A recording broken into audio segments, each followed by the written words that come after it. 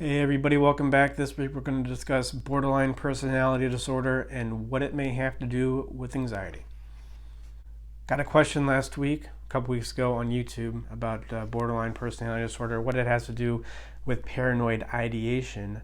So let's get into it. I think there's a lot of great information here, not just about borderline, but what could be the ultimate cause of borderline and what this has to do with psychology in general, specifically your psychology, even if you don't have borderline. I think the first thing I'll say about borderline before we get into what it is we see it increasing in diagnosis. There are more diagnosis, more instances of it being diagnosed. Now, is this just because we're becoming more aware of it and so diagnosing it more? That could be part of it, but I think what's also telling about borderline is that as incidences of borderline have been increasing, schizophrenia, instances of schizophrenia have decreased. May indicate what could be going on with borderline. Another indication what may be going on with borderline is teenagers. Teenagers, even who don't go on to become borderline later in life, they show, more signs of it. More indication there. Something else that may be going on with borderline is I think you see a lot of it, and not only the protests. I mean, from the BLM protests and the George Floyd protests, but any political involvement. I mean, this is protests on the left and on the right. I think it could be, when we look at borderline for what it really is, it could be a healthy, not a healthy way, an unhealthy way, but a short-term solution to the pain that must come when you do have borderline personality disorder. First, though, let's just go through some signs of BPD. I just got this from a simple Google search. You don't have to memorize these, but it is helpful to look at these instances, these symptoms of BPD, so we can induce, we can use these particulars to induce what is the ultimate cause of BPD, which of course we're only going to get when we understand psychology. The first one, fear of abandonment, unstable relationships, unclear, constantly shifting self-image, impulsive, self-destructive behaviors. What's going on here? These all seem to be related. Of course, if you have fear of abandonment, there's going to be unstable relationships. The more you have unclear, shifting self-image, much more likely you're going to have unstable relationships, and so fear of abandonment. And then what does this have to do with impulsivity, which I would just see as anxiety, like paranoia, extreme emotional swings? What would that have to do with somebody who has fear of abandonment, chronic feelings of emptiness, explosive anger? What are we talking about here? Well, first of all, what does this look like, actually? Before we get into what we're actually talking about, what does this look like?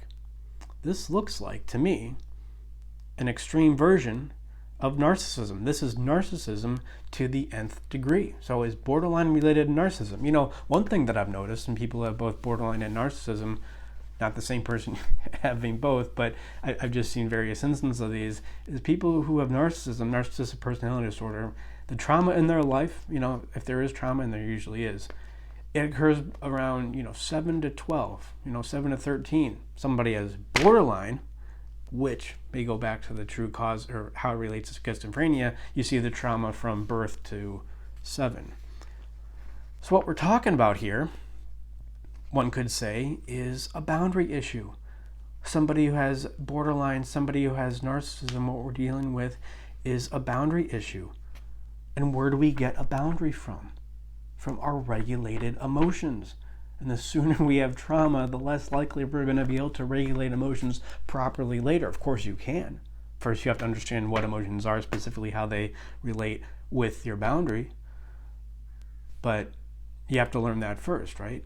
And also this could show how borderline is schizophrenia. I actually see it as an extroverted version of schizophrenia. In one sense, our society, we have a connection issue. We're not connecting, we're not reaching out to people. But of course, in another sense, we have the quick fix connection that isn't really a connection at all. We have social media.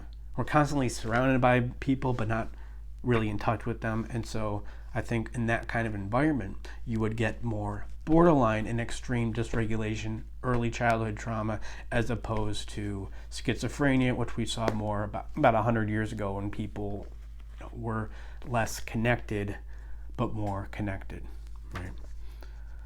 So I think that it's important to see borderline not just as a list of symptoms, and this is how we can relate borderline to paranoia now, because paranoia I see as a form of anxiety.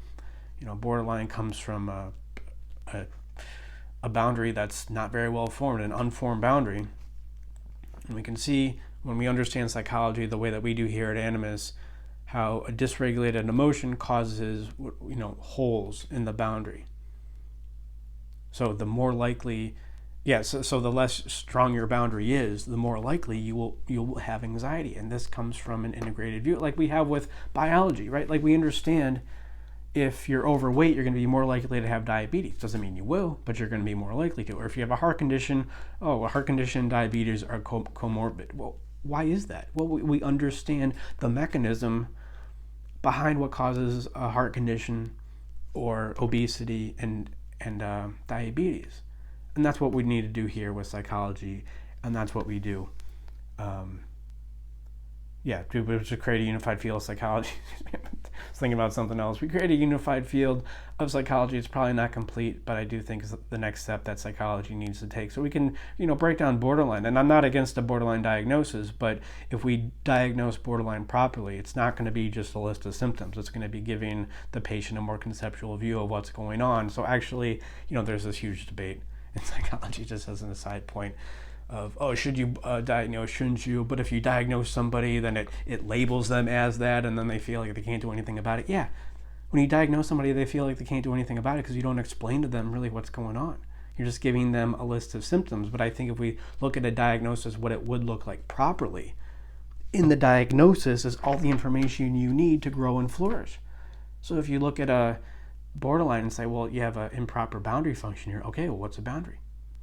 It relates to your emotions. Okay, what are your emotions? Here's what they are, and that's what we're doing here at Animus. We do free consultations, free 30-minute consultations, animusempire.com/schedule. We break down this process. So if you do have, some kind of, or if you know somebody, send them my way with some kind of borderline issue and paranoid ideation.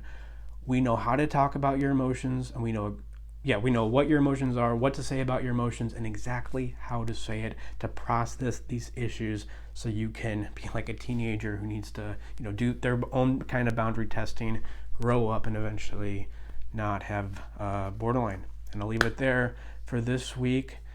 Please like and subscribe. Tell one friend, not more than one, not two, not three, just one. Tell one friend this week about this channel, about what you're learning here.